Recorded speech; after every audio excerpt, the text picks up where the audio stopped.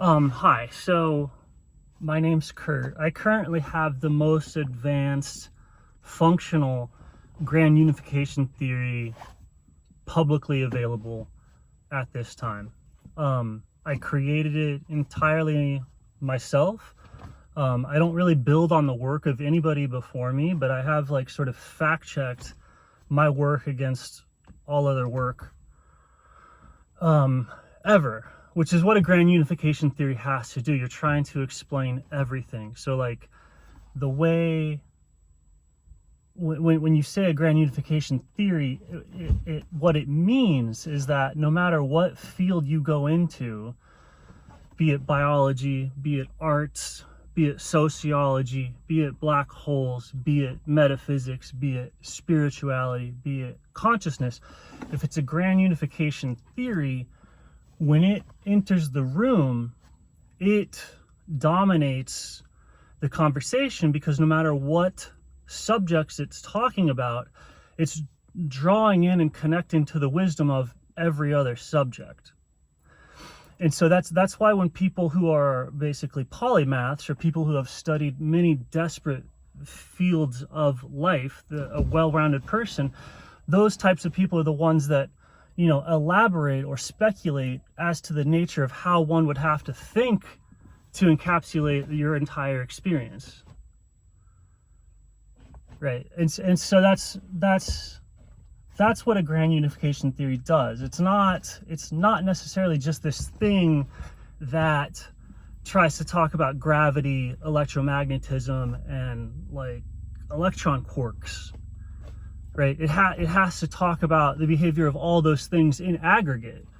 Right? Just because you've defined me as a field of electromagnetic energy held together by the standing wave of the protons, or something like that, and even if you've defined me as that, I as a unit exist, right now in a grocery store parking lot, and all the cars and the people and everything are swirling around me on this daily pattern, right? So you see this electromagnetic energy is constantly swirling. There's squirrels in the trees over there, a little bug is flying by.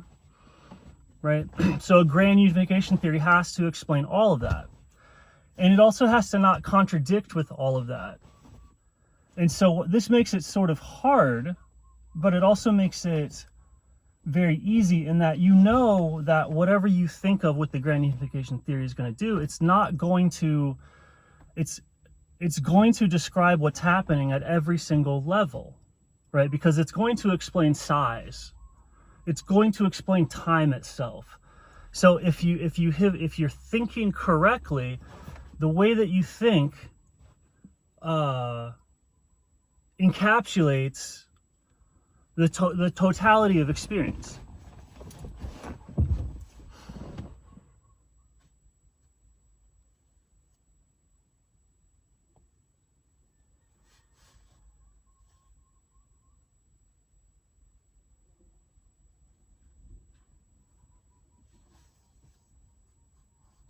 And so what's going on right now is that we exist, like what you can tell, right? So how am I going to figure out this grand unification theory? I have to study something. I have to study something deeply. And so if I study anything deeply, I find up discovering that all of this is happening in a field.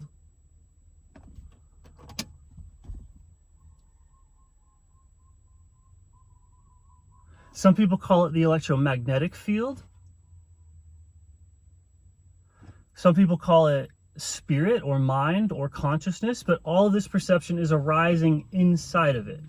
And the way that happens, people discover a series of like step down processes by which sort of an image, by which sort of a medium, by which sort of a matrix is generated. So if we're going to go in, I'm most fluent in the scientific vocabulary, Western. So what that looks like when we dig into the body is that we are encapsulated in water,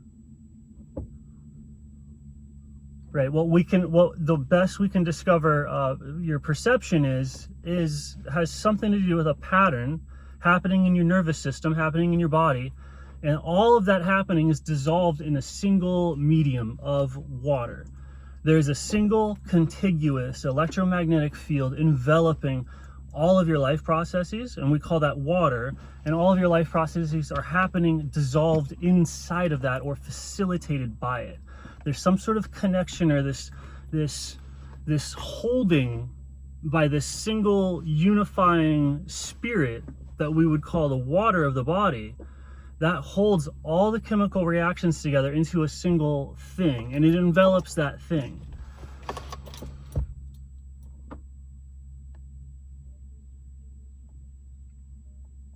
Right. So as I go down this study, how do I check myself, right? How do I check myself and say, okay, Kurt, you're pinning water as possibly consciousness itself, or the embodiment of consciousness itself, just based off of the relationship that we have with it and where it exists structurally in relationship to the things that we know are something to do with thoughts, something to do with perception. Right, so we know that we have this electromagnetic field that we call water, and then the surface of that water in the body, the surface of the water in the body is fractally tiny. Right, the DNA, the balls, the crystals, that's creating water surfaces. Right, on the outside of the cell is a surface. Then there's a charged membrane that has penetrations, these ports, that's drawing different energies out of that outer water. So the cell membrane is drawing different energies out of a higher, like you could call it, celestial sphere. Right, and so this creates a structure, like the body structure. The water is structured and it has a surface all the way down to the breath, right? Because you have what's the water is everything dissolved in it. It's in the water. It's the electrons of that substance are moving identically with the water. That's what it means to be dissolved in water, is that the thing's electrons participate as water and poof, it's gone. Right? If something's not participating like water, then water forms a boundary around it and spits it out, and it's undissolved. Because its electromagnetic field is doing its own thing. It's at its own density. If it's less dense than water, it floats. If it's more dense than water, it sinks. And that's from that substance's electrical field. It's the way that it's vibrating the electrical field that we call electrons is making it so that that electrical field is bouncing up against water and other things. And it creates an object, and then the water forms a surface around it, and so on the surface of that object is vibration, is waves. Right, so water has this infinitely fractal surface inside of our body, and that fractal surface is what we call like consciousness, and it's got different layers to it. And so people study these, they've expounded on these layers in mythology, they've expounded on these layers in theology, the different choirs of angels and the celestial spheres and the doors and gates in heaven. And that's like the different types of water in the body. You have the cerebral spinal fluid, which is, you know, wrapped around the central nervous system. You have the cardiovascular fluid, right, which is doing its heart thing. Right, and then you have all of that fluid connects, you know, via tiny little leaky gates and pores and channels, and there's like weather, there's energy exchange as the water from the, you know, the stomach is pulled into the blood and goes from the blood into the cells. Right, that water body is completely connected by, you know, it's like there's reservoirs and rivers. And on that creates a surface all the way down to the cells, all the way down to the DNA. That's not water. It's not dissolved in the water. It's surface. And so since there's surface there, it's exactly like when you see the surface of water here. And it's capable of supporting waves. And so those waves in the surface are what we call objects, events, things, perceptions, light. Right, so how do I fact check this even more? What does Christianity say about water?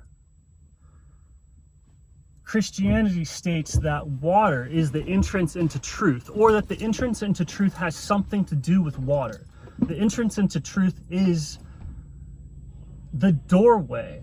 Water is the doorway to the entrance of truth in what people call baptism.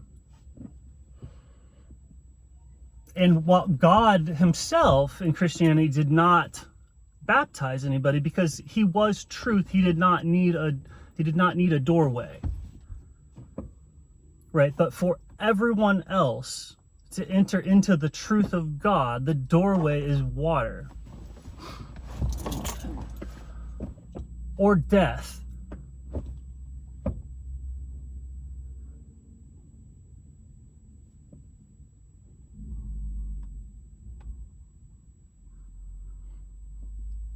You know, and this could just be symbolically, linguistically. You know, maybe it's not, always proven in the sense of science, but maybe with this ritual, God was stating water is the doorway into truth, right? And so everything is fractaling. It's like it's doing patterns of itself. It's like water. So if you have water, it's like got whirlpools and eddies, and then if those get big enough, you'll have whirlpools inside of whirlpools. Like imagine a big current out in the ocean. And then inside that giant churning current, you have a hurricane, right? And then inside of that hurricane, you have a little whirlpool because the water's hitting against a rock. And then you have a micro eddy, right? So so anywhere you see it doing it, you're going to see doing it below, and you're going to see it doing it above, and you're going to see doing it in every possible direction you could think of. So water is the doorway into truth, both in terms of God being truth, right? So it is the doorway into truth. That is true always.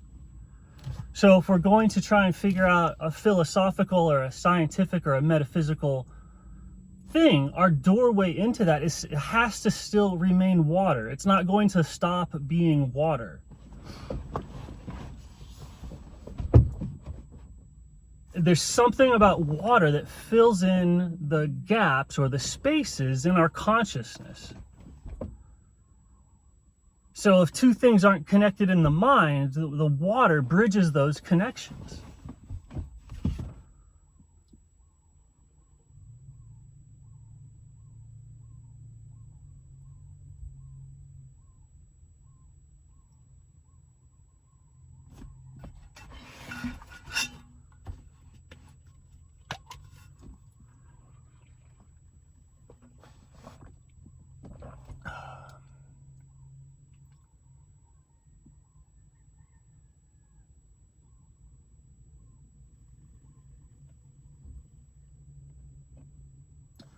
And then from there, you know,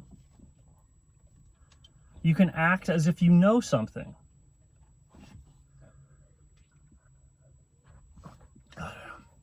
So then what's the other way to really super duper fact check this? Is with kind of movement / exercise science, right? How does the immediacy of my experience work? Right? What's the most true thing to think about the immediacy of my experience? And if you study all the different things, the most true thing to think is that you are a body floating or existing in mind. And the more intense your focus, the more intense your mind, the thicker that medium of mind becomes.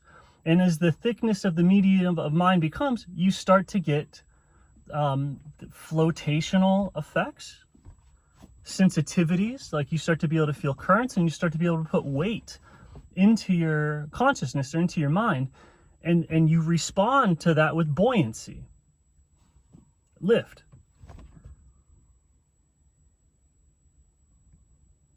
And this is shared mind. So when you get out and you get in the starting line of a 10K, there's a real current.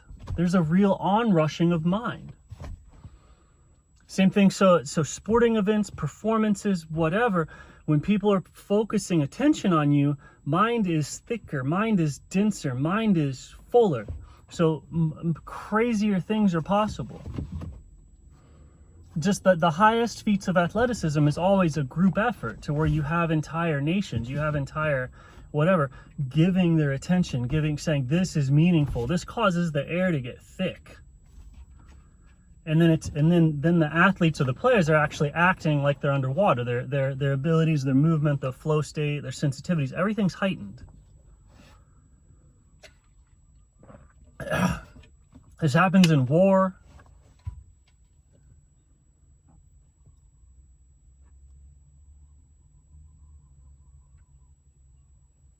And so it's, of course, yes, we exist in this water. We exist in this attention. And so when we're centered, if we're not centered in the water, the parts of us that are outside the water are subject to gravity alone. And so then those things become weight. They become weight or a rolling force or a habit or whatever. That's parts of us that are outside of our consciousness, right? The unconsciousness. That's the same as somebody standing up. And when you stand up, if you're in a pool and you're up to your head, like, that's a different world. If you stand up, it's the same world, but you've changed the relationship between the, like, your water has risen up above the rest of the water. So you're standing up out of water. So there's a heaviness, there's a weight as it wants to return to center. And the reason you've risen up is because you've put weight into, something deeper or more solid than consciousness, into materialism, sort of, right? Not necessarily good or bad. It's the foundation of things. Things have to exist. So materialism is the bottom, right? So a weight or a foundation I'm going to understand via materialism is like putting a foot down, and that'll lift your mind up out of the water.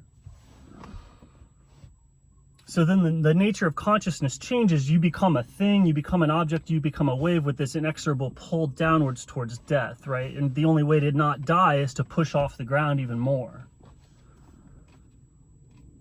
Right, so this example, this unification theory, if you'll notice, this aligns with human behavioral patterns, the hero's journey, the archetypical myth, right?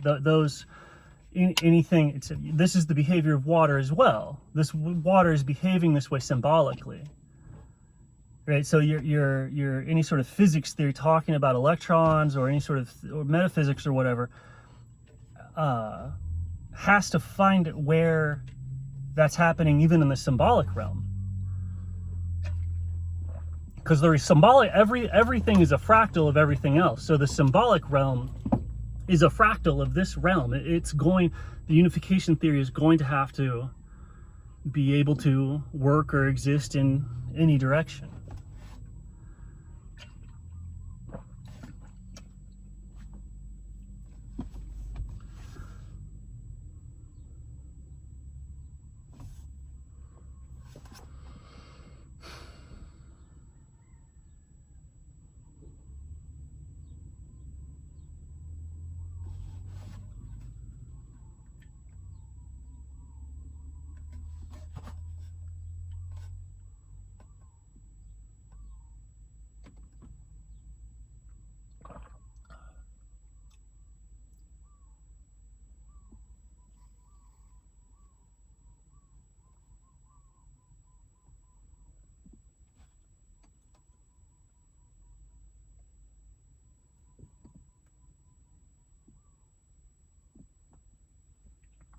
Because as the unification theory, it's the only thing that anybody's ever looking at.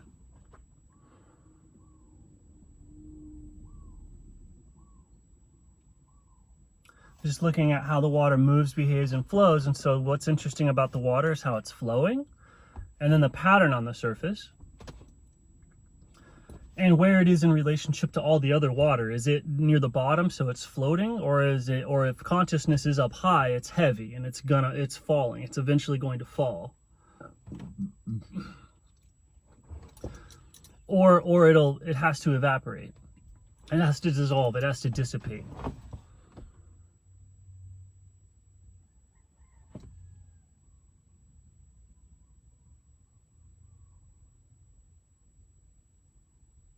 So you can if you withdraw your understanding, if you would withdraw your reliance upon things like the bottom, the foundation, if you withdraw your reliance on that, then it's like lifting your feet up, and you'll notice you float pretty well, especially with a deep, big, relaxed breath in. You float. Or if you don't, you barely have to touch the ground at all. Your natural state is floating. And so when you're in that floating state, your weight is no longer on the ground, it's on buoyancy. It's on the lift of the water.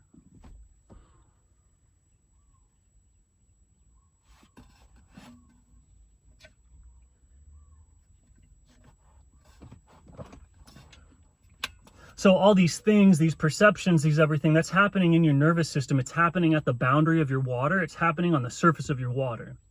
So if you withdraw from that into consciousness itself, into the fluidic part of the body itself, then you're actually centering yourself in the water, and you get that flotation effect, rather than the more that you rely on external things, the more there's a gravitational effect. Which fractally people call things like that, or karma, things like it's the weight of being an object which comes out of the water, which is what people call imbalance. It comes out and it's pulled down, or it's pulled back.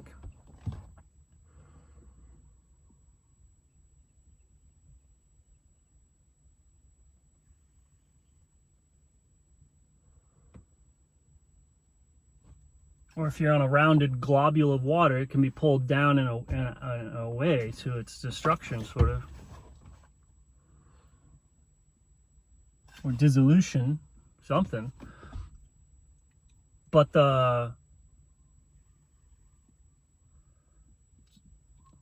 so this is what people find experientially with no tools. They go, I study truth, and you go, I study being. Everyone finds a pattern like this.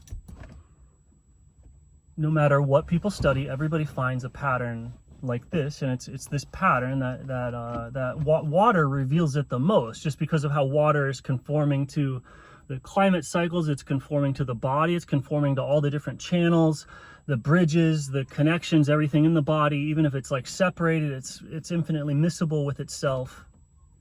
And then it's doing all of the life, all of the trees, all of the creatures, all of the water cycles, all of the lakes, all of the rivers. It's participating in the human patterns, the seasonal patterns, the geological patterns.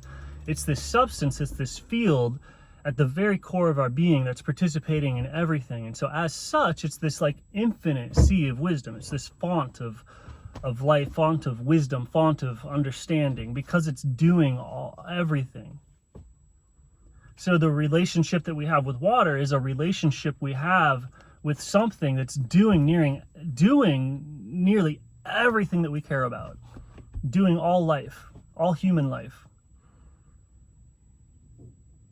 all rain, all weather, all rivers, all oceans, right? It's a field, it's a miscible field. You can take it from one, put it into another, it's the same thing, and it's doing everything, and you're able to have a personal relationship with it because you have your own private sack inside you that's closer to you than you are to yourself. Right? Like I'm not saying anything new here.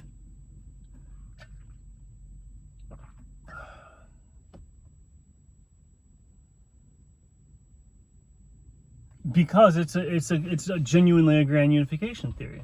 I'm not gonna say anything new. Everyone's figured it out. They're just not seeing it everywhere. Or a tiny little experience. That's the thing. You might have a tiny little experience like, oh, I don't know anything besides science. I don't know anything besides music. How could I ever comprehend everything? Well, inside of you is a thing that is doing everything. So if you comprehend it, you can comprehend everything, and everyone has that same bridge or that same connection into everything.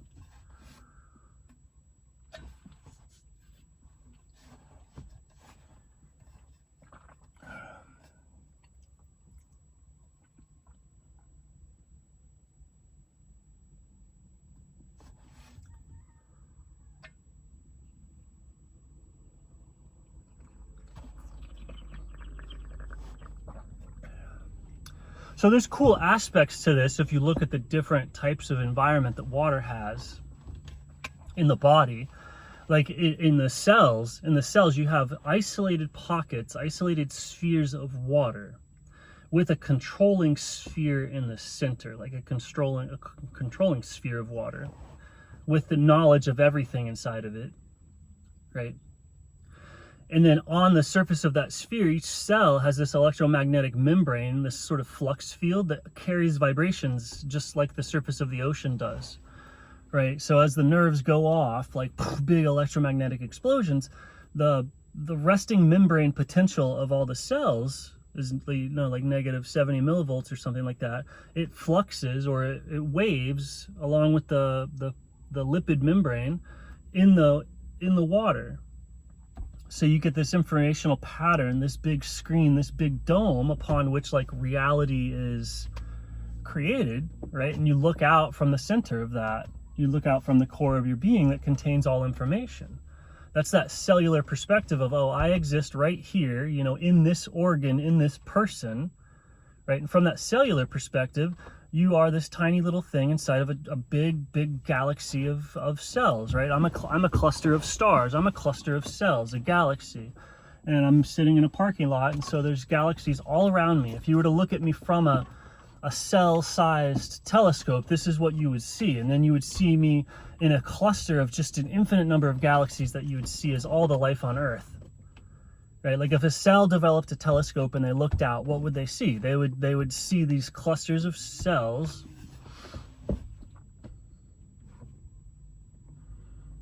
Or if there was a life that existed inside of a cell, like what if you existed on the vibrations of a mitochondrial membrane, and you look out and you go, oh, there's my sun, which would be my cell, and I'm a planet, I'm an organelle in that cell, you know, somehow connected to this big nucleus controlling all things. Right? And then there's a membrane, there's a sphere, a boundary center between, you know, me and everything else. But imagine you could see through that.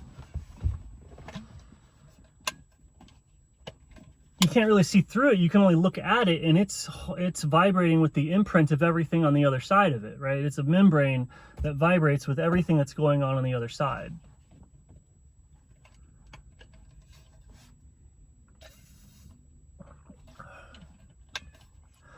And so I could be a human cell, or a dog cell, or a tree cell, or whatever. And it's like, and then that's all the different types of life perspectives, the different types of solar systems, the different types of galaxies that you can see. Like in the reasons atoms cluster, the reasons that stars cluster and stuff like that is like the what's going on the planets.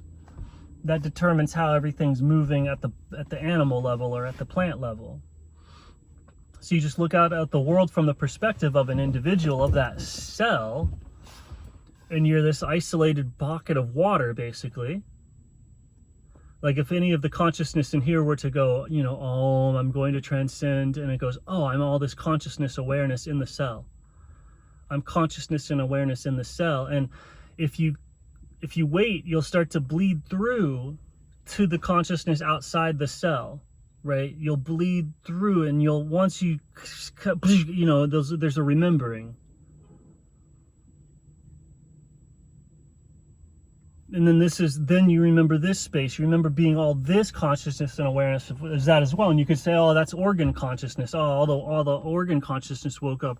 And if you are quiet and remember, then eventually you start to reach into the blood vessels. You reach into the turbulent passion of the heart. And then, again, a remembering, right? So people describe this as chakra openings and stuff like that, but it's just water becoming coherent within itself, right? And so that heart opening is pretty totalizing, and probably that's the only important thing. And then from there, the heart's constantly reaching, calling, and then everything opens up, right?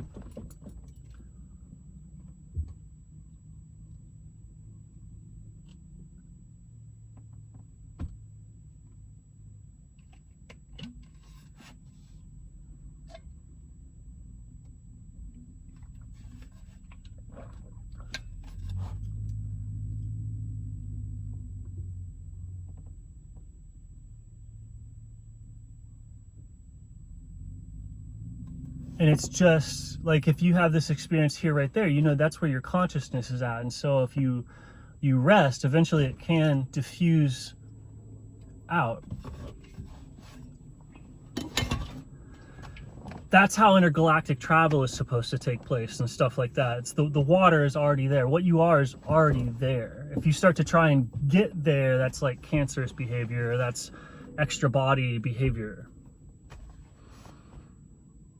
Right? Like maniacal rushes to try and transform the very rules of nature, and that's the cancerous mind. That's the isolated water trying to go from there to there, and it's that sort of thing is inherently, it's infinitely destructive. It's like, oh, no big deal, it's just me. Like, no, if that pattern starts, it's infinitely destructive to the entire organism. So like if one solar system goes bad, it's like one cancer cell getting into somebody. That tiny little thing can screw up everything. Right? So if you're wondering like why are certain rules and guidelines in place at these like cosmic and whatever levels, you're looking at the same pattern of like body behavior. Right? And so the body behavior relies on pockets and like the water in the cells is acting in a totally different way than the water in the bloodstream. Like it needs to be separate. And if it starts leaking too much back and forth, if the water loses its individuality, again, that's a big problem too. The whole organism falls apart. If the water isn't separated, if the higher consciousness isn't separated from the lower consciousness through a series of step down patterns and it just goes straight there, you're bleeding out, you're dying. Right? But if these layers are also not talking, if they genuinely start to feel like separate things, then also you're dying. There's some sort of pathology is happening. Some part of you is eating some other part of you, be it like a tiger or like an internal parasite. Anyway.